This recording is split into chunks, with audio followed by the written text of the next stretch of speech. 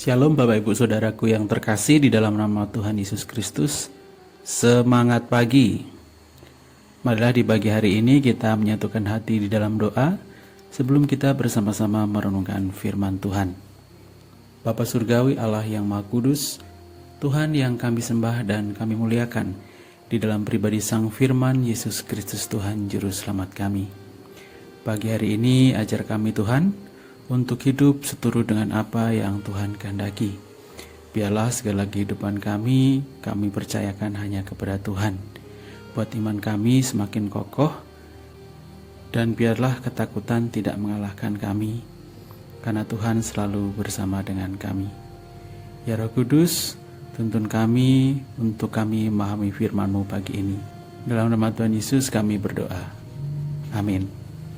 Bapak Ibu Saudaraku yang terkasih, firman Tuhan akan kita bacakan dari Kejadian pasal 42 ayat 36 yang berkata demikian. Dan Yakub ayah mereka berkata kepadanya, "Kamu membuat aku kehilangan anak-anakku.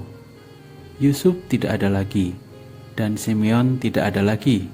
Sekarang Benyamin pun hendak kamu bawa juga. Aku inilah yang menanggung segala-galanya itu." Bapak Ibu Saudaraku yang terkasih di dalam nama Tuhan Yesus Kristus, walaupun jelas kita bisa bersimpati terhadap perasaan Yakub, ia tidak menanggapi dengan cara yang salah. Sebaliknya, ia menanggapi dengan 3 cara yang tidak sepantasnya. Pertama, Yakub menanggapi dengan sikap menyalahkan. "Kamu membuat aku kehilangan anak-anakku." Demikian di pasal yang 42 ayat 36.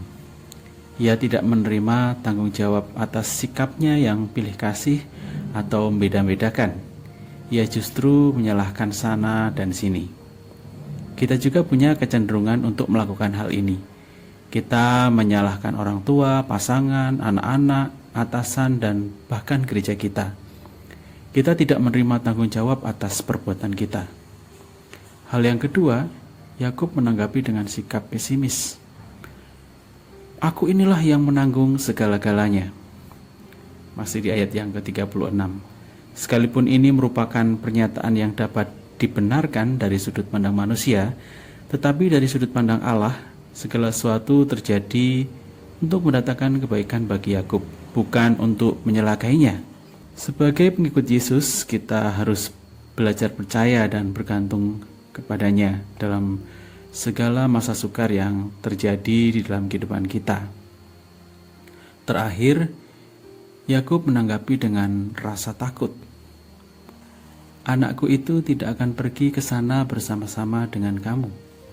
Masih di ayat yang ke-38. Kekhawatiran Yakub sah-sah saja, tetapi bukan sampai pada titik dilumpuhkan oleh rasa takut. Di sini dapat kita bandingkan. Sementara kesukaran membawa Yusuf mendekat kepada Allah, agaknya bagi Yakub kesukaran justru menghancurkan imannya. Yusuf anaknya belajar dari Yakub ayahnya. Namun Yusuf tidak mengikuti teladan ayahnya tersebut. Berkat luar biasa apa yang barangkali akan tertunda dalam hidup kita karena kita hidup dalam rasa takut dan bukannya justru hidup dengan iman dalam Allah. Yusuf diberkati Tuhan luar biasa, tapi rasa takut yang dialami oleh Yakub justru membuat hatinya penuh dengan kekhawatiran dan ketakutan. Bapak Ibu Saudaraku yang terkasih, apapun yang kita hadapi di pagi hari ini, tetaplah iman yang membimbing hidup kita, sehingga setiap peristiwa apapun yang terjadi dalam hidup kita, kiranya Allah terus menguatkan kita dan membuat iman kita justru terus bertumbuh, bukan justru semakin surut. Mari kita bersatu di dalam doa. Bapa Surgawi, Allah yang Maha Kudus, Tuhan yang kami sembah dalam pribadi Yesus Kristus Juru Selamat kami. Terima kasih buat firman-Mu yang mengajar kami untuk melihat dari sisi ketakutan yang dialami Yakub, bahwa ternyata iman yang kuat harus sungguh-sungguh kami jaga. agar apa yang terjadi dalam kehidupan kami tidak membuat kami ragu dan bimbang, tidak membuat kami menjauh dari Tuhan, tapi justru kami terus berusaha untuk mendekat kepada Tuhan.